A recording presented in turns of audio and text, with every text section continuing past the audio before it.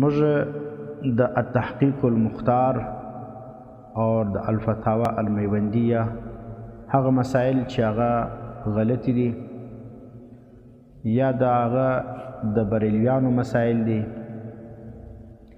یا په هغه کې د علماء دیوبند څخه انحرافات موجود دي هغه مسائل تعین مشروع کړي ولو. په هغه مسائلو کې یوه مسله د امامې ده. د امامې مسله دلته ډېر وخت د بریلیانو زیر بحث راوستلی وه او ډېر علما د دغه څه متاثره سوي ولو. دا مشوره کړې وله چې امامه چې کوم ده دا د نبی علیه السلام سنت دی او سنت یې مؤکد دی. یوې دا دعوه کړې وله. دویمې دعوه دا کړې وله چې بغیر د امامې څخه لمونځ کول دا مکروه دی. دا کې فتاوی میوندیه کې دا خبرې لیکلي دي. صفحه نمبر 282 باندې الفتاوی المیوندیه دا کې لیکي وقلت يعلم من تحقيق الشيخ المحدث الدهلوي ان العمامه سنه مؤكده. په دې کې دی لیکي وایي د دې څه معلومه شوله د تحقیق څخه د شیخ محدث دهلوي رحمه الله چې امامه دا سنت مؤکد ده. دویمه خبره دا لیکي په صفحه نمبر 84 کې 284 کې والعمامه سنه لا سیما للصلاه. وای دا امامه چې کوم دا سنت ده هر وخت خو خاص کر بیا د لمانځه دپاره هم سنت ده. لمونځ بغیر امامې کول دا دی لکه تا چې لمونځ وکړي بغیر یو سنت ده. سنت دي د سنت مطابق تا لمونځ نه وکړي. که چا لنګوټه نه وه تړلې د دې لمونځ د سنت مطابق نص ادا یو سنت پکې کم دی. دا درېمه خبره لمونځ بغیر امامې کول دا مکروه دی. دا څونه غټه جرأت دی پر دې ټولو علماو باندې او پر دې ټولو عوامو باندې. او بیا د کتابو کې دا مسله نه د ذکر دی خپله جنال اجتهاد کې زموږ د ټولو مسلمانانو لمنځو ته دا خلک چې شوی دا بریلویان د پشین بریلویان او د کوټي بریلویان او د کندهار بریلویان دا وایي که چا لنګوټه نه وه تړلې د هغه لمونځ بغیر لنګوټې چې دي دا مکروه دی. وسمعتم منا مرارا کراهة الصلاة بلا امامه. وایي دا خو تیز موږ څه بار بار اورېدلې دا خبره چې لمونځ بغیر امامې چې دي دا مکروه دی. دا صفحه نمبر 285 کې لیکي دی.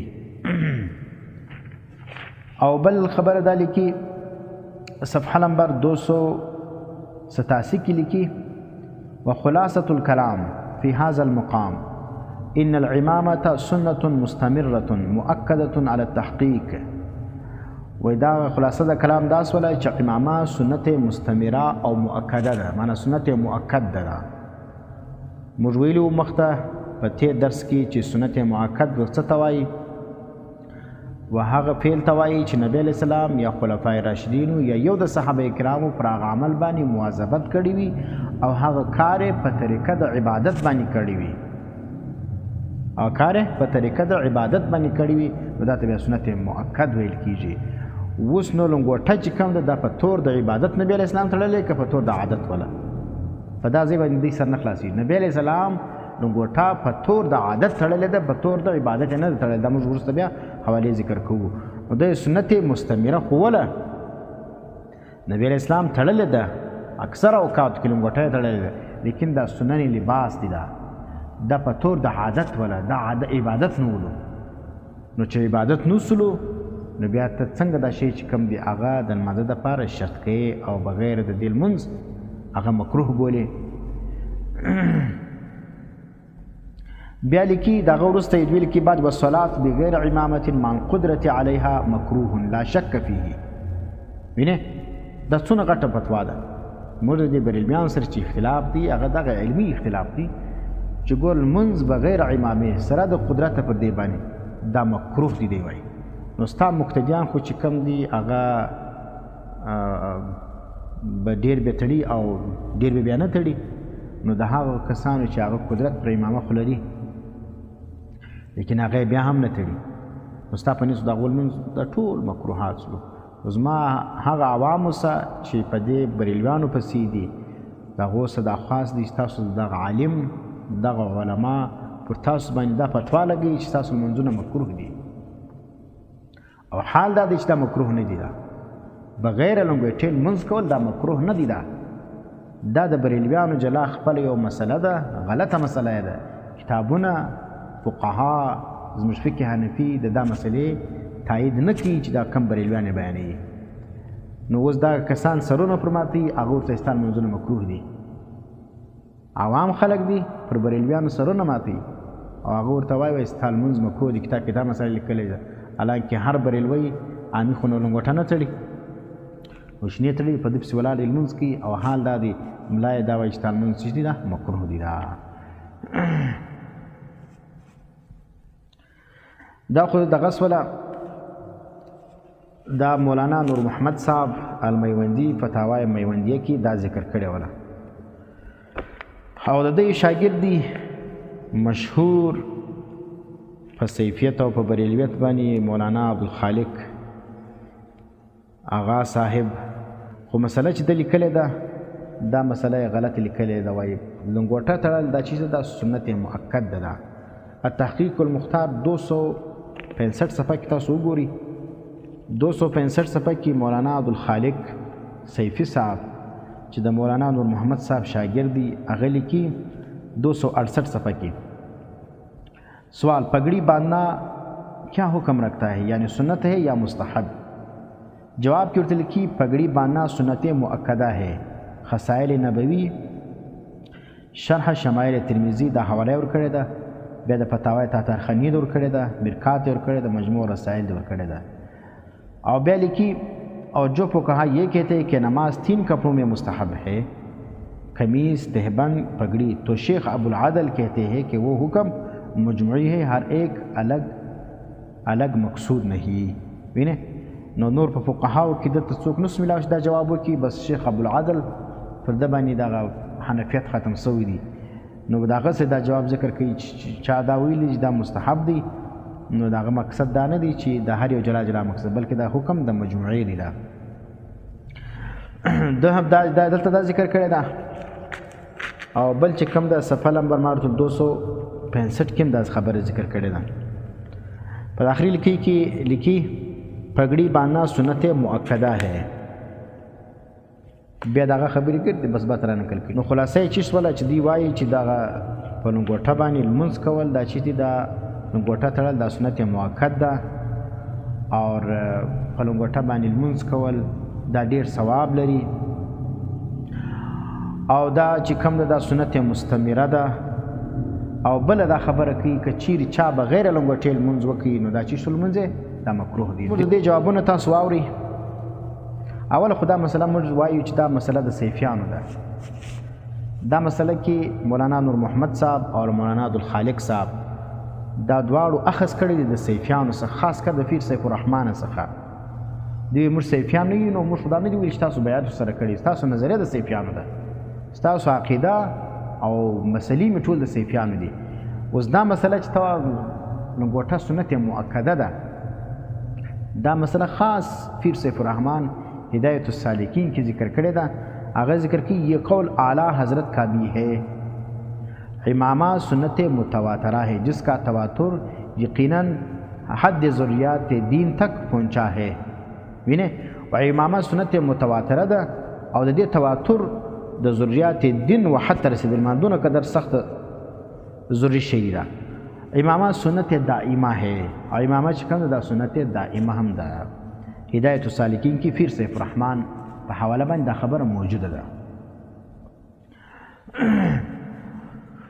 اوس اوله خبره چې دی دا وایي چې دا سنت ده، نو موږ خو دا وایي دا سنت دا د چا مسله ده؟ د بریلویان مسله ده، او دا مسله د چا؟ د پیر سیف الرحمن ده.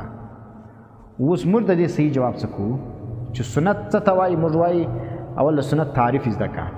سنت موږ مخته ویلو چې سنت هغه کار ته وایي چې نبی علیه السلام پر هغه باندې مواظبت کړي، هغه په طریقه د عبادت باندې وي، یا خلفای راشدینو کړی وي سره د مواظبته، یا یو د صحابه کرامو په هغه باندې مواظبت کړی وي په طریقه د عبادت باندې. ګوره تورې ورسره زده کړي طریقه د عبادت، یو طریقه د عادت وي، معنی په طریقه د عادت څوک یو کار کوي.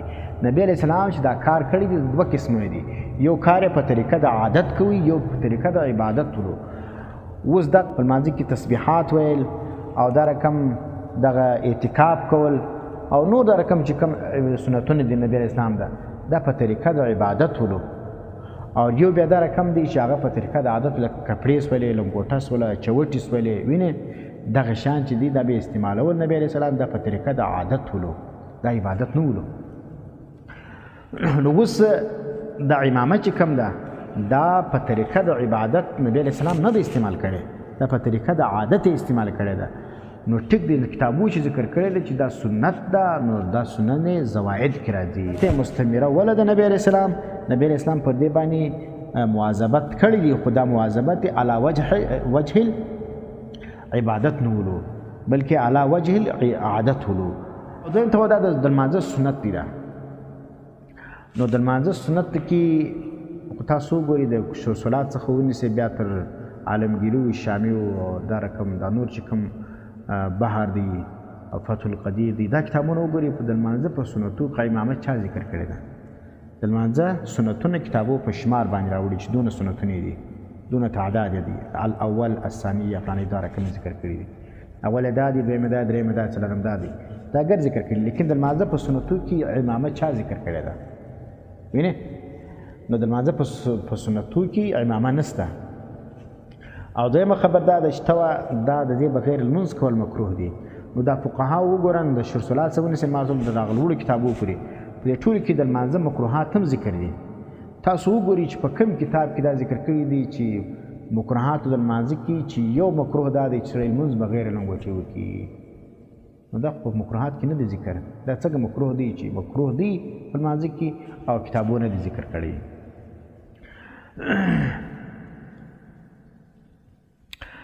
دغه کې ذکر کوي په المفتی وسایل کې ذکر کوي. هغه قد سئلت زما څخه ډېر واره دا پوښتنه سوې، قد سئلت غیر مرتين، زما څخه پوښتنه سوې ده ډېر واره عن الصلات بغیر امامه، زما دا پوښتنه سوې ده چې لمونځ بغیر امامې څه رقم دی؟ هل تکره؟ دا مکروه دی کما هو المشهور بین العوام، لکه څنګه چې دا خبره په عوامو کې مشهوره ده. ګوره دا خبره د عوامو ده، دا ځان ته علما وایي او دا خبره د عوامو دی لیکلې ده. دا د عوامو خلکو دا خبره ده چې لمونځ بغیر لنګوټې چې دی دا مکروه دی. دا دی وایي فتجسسته فی کتب الفقه، ما دا کتابونه د فقه وکتل، تجسس مې وکړي، واړول راواړول مې مستحبات سنن دا مې ګرځول، امامي بحث مې وکړي، دا ټول مې وکتل. فلم اجد سوا قولهم، نو ما یو قول سوا د دې سنت کې موجوده چې هغه دا لیکلی دی چې المستحب ان یصلي فی ثلاثه اسواب. کتابو صرف دا د فقه لیکلی دی چې لمونځ په درو کپړو کې مستحب دی. دا ازار و قمیص و عمامه، ازار دی، قمیص دی او امامه ده. وهو لا يدل على کراهه الصحه، دا دلالت نه کوي په دې باندې چې دغه صحیحوالی چې دا مکروه دی، معنی چې دا لمونځ صحیح دی سره د کراهه ده. کما حرره بعض علماء عصرنا، لکه څنګه چې زموږ د عصر علماو لیکلې دا خبره، ظانا ان ترک المستحب مکروه، چې دا مستحب ترک چې کوم دی هغه مکروه دی. دا معنی مستحب به خامخا کوي، که چا نه وکړي هغه به چشتي دا مکروه کار دی کی. وذلك لانه قد صرح في البحر الرائق وغيره ان ترك المستحب لا تلزم منه الكراهه، چې د مستحب پرې شوالی چې کوم دی دا نه دی له مستلزم چا لره کراهت لره. ما لم يقم دلیل خارجي علیه، تر څو پورې چې دغه شي پر ترک باندې د کراهت بل دلیل نه قایم سوی، نو صرف په ترک د مستحب باندې دا کار ته موږ چش نه وایو، مکروه نه وایو. نفس السائل والمفتی په دې کې باب د مکروهات متفرقه کې صفحه نمبر 70 کې تاسو وګورئ. او دویم شی چې کوم دی درس ترمذی کې صفحه نمبر 332 کې تاسو وګورئ، ډېر ښه بحث دی. ابواب اللباس کې وګورئ، پر امامه باندې شیخ الاسلام ډېر ښه بحث کړی دی. دا ذکر کړی دی چې سنت خدا دا سنن زواید څخه ده، یو سنن هدا ولو، یو سنن زواید ولو. سنن هدا هغه ته وایي چې نبی علیه السلام یا صحابه کرامو پر هغه باندې مواظبت کړي په طریقه د عبادت باندې، معنی عبادت وي پر هغه باندې مواظبت کړي. اور سنن زوائد بیا دا ته وایي چې یو عادت وي نبي علیه السلام پر هغه باندې مواظبت کړی وي، عبادت نه وي.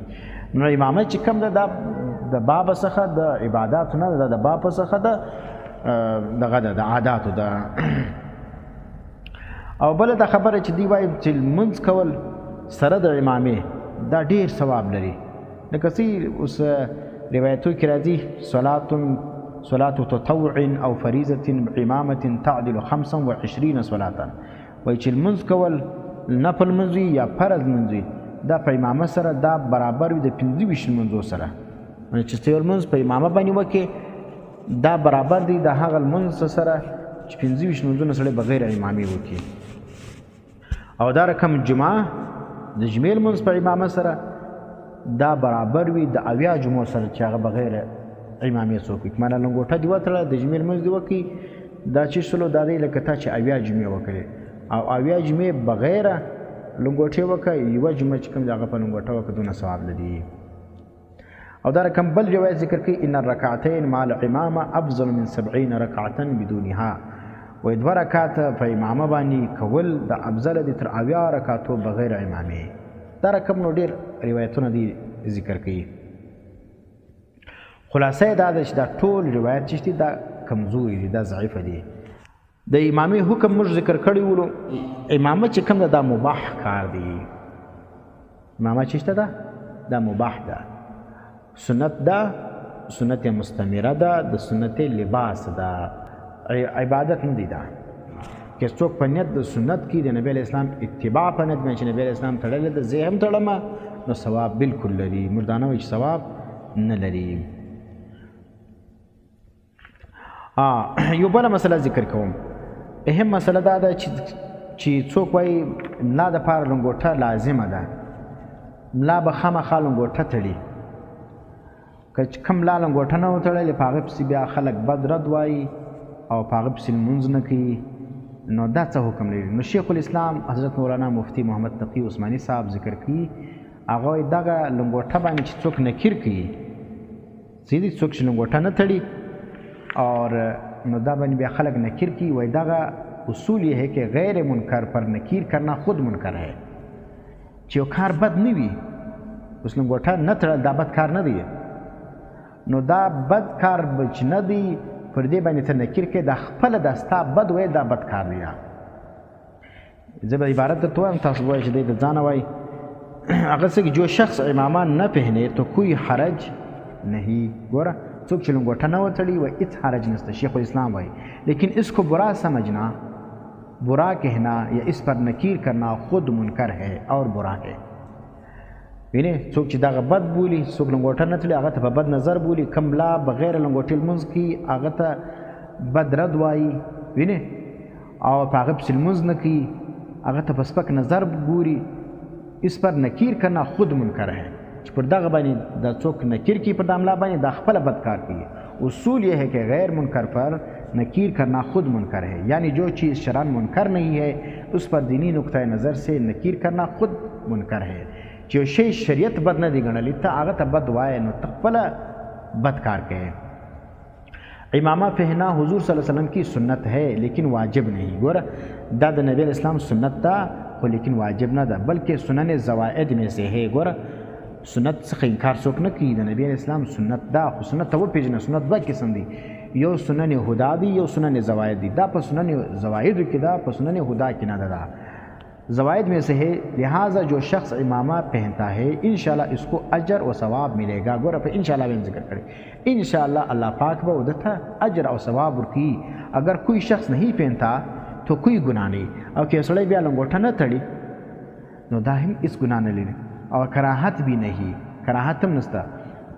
اور نہ پہننا مباح ہے اور نہ تړل چې دي نه پر سر کول دا چې دا مباح کار دی. دا اب اگر ایک شخص ایسا کام کر رہا ہے جو شرعاً مباح ہے، اسے سړی داسې کار کوي چې هغه شرعاً مباح دی اور شریعت میں اس کام کو لازم نہیں کیا، شریعت یو کار مباح کړی دی لازم کړی نه دی. اس کام کو لازم سمجھنا اور جو آدمی اس کام کو نہ کرے اس پر نکیر کرنا یہ خود منکر اور بدعت ہے. نو ګوره چې کوم سړی کار شریعت مباح کړی وي او لازم کړی نه وي او خلک هغه پر چا باندې لازموي او پر هغه باندې نکیر کوي، بد رد ورته وایي، په سپک نظر ورته ګوري، فتواوې پر لګوي. وینې نو بیا دغه کار چې دی دا خپله دغه کار کول، د دغه نکیر کول، دا چې دی دا منکر دی او دا بدعت دی. دا اس لیے